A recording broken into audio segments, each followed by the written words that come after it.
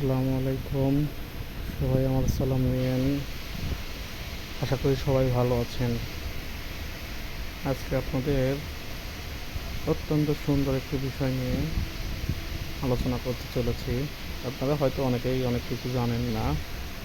তাঁত শিল্পের অনেক বিষয় থাকে। আজকে আপনাদের দেখাবো তাঁত শিল্পের মধ্যে অন্যতম একটি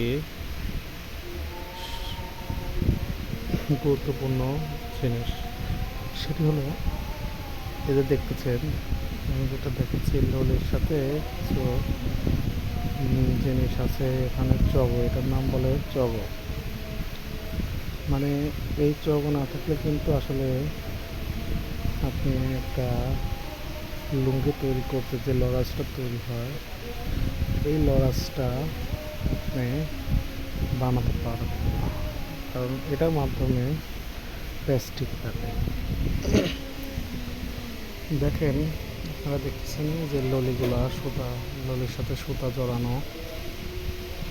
এটা দিয়ে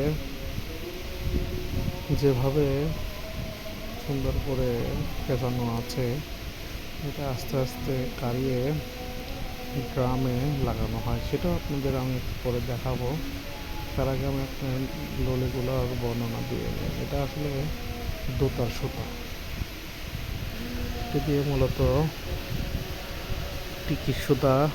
টিকির তেনা বানানো হবে, যার কারণে এটা খুবই গুরুত্বপূর্ণ একটি বিষয়। এটা কোথায় কারায়, কিভাবে কারায়, সেটাও আপনাদের আমি দেখাবো।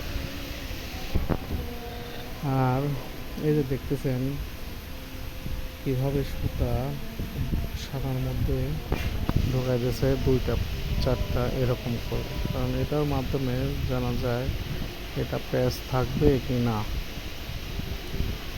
দেখেন, এই দেখেন এখানে সুন্দর করে আমি আপনাদের সানাটাও দেখাবো।